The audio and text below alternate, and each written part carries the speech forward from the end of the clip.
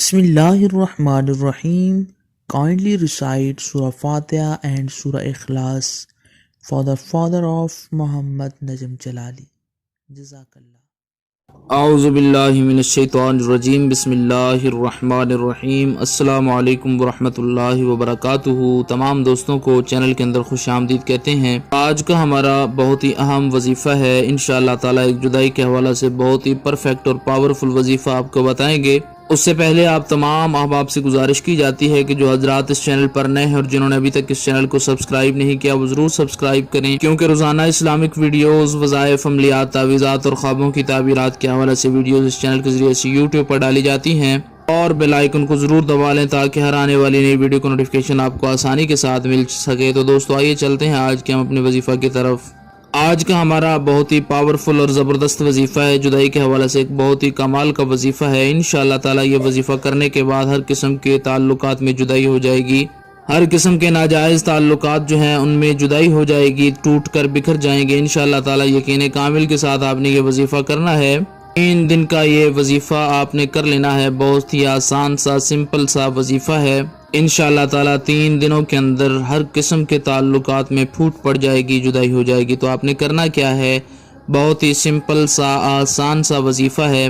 آپ نے 33 مرتبہ سورہ فلق پڑھ لینی ہے، قل اعوذ برب الفلق من شر ما خلق ومن شر غاسق اذا وقب۔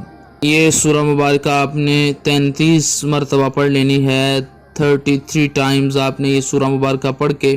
تو جن 2 لوگوں کے درمیان آپ نے جدائی کروانی ہے، ان 2 لوگوں کی تصاویر اگر آپ کے پاس موجود ہیں تو ٹھیک ہے، ان دونوں کی تصاویر موبائل میں ہوں یا ویسے ہوں، ان دونوں کی تصاویر کو سامنے رکھ کے ان پہ پھونک مار دینا ہے، اور ساتھ یہ بولنا ہے کہ ان 2 لوگوں میں ناجائز تعلقات کی بنا پر جدائی ہو جائے۔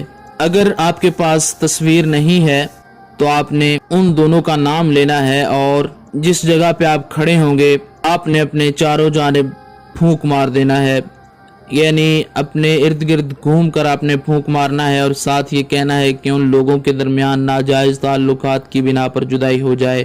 دن میں وظیفہ کو کسی ٹائم بھی کر سکتے ہیں، اگر ظہر کے بعد کریں گے تو یہ زیادہ جو ہے مجرب وظیفہ ثابت ہوگا۔ ظہر کے بعد اس کو اینی ٹائم آپ کر سکتے ہیں، ظہر کی نماز سے لے کر آپ عشاء کی نماز تک، اس سے بعد بھی آپ یہ وظیفہ پڑھ سکتے ہیں۔ انشاءاللہ تعالی اس کا رزلٹ آپ کی آنکھوں کے سامنے آ جائے گا۔ جس وظیفہ کے اندر آپ کو اول آخر درود پاک یا بسم اللہ الرحمن الرحیم بتایا جائے، اس وظیفہ سے پہلے اول آخر درود پاک اور بسم اللہ پڑھنا چاہیے۔ جس وظیفہ سے پہلے درود پاک اور بسم اللہ الرحمن الرحیم نہ بتایا جائے، اس سے پہلے بسم اللہ الرحمن الرحیم اور درود پاک نہ پڑھا جائے۔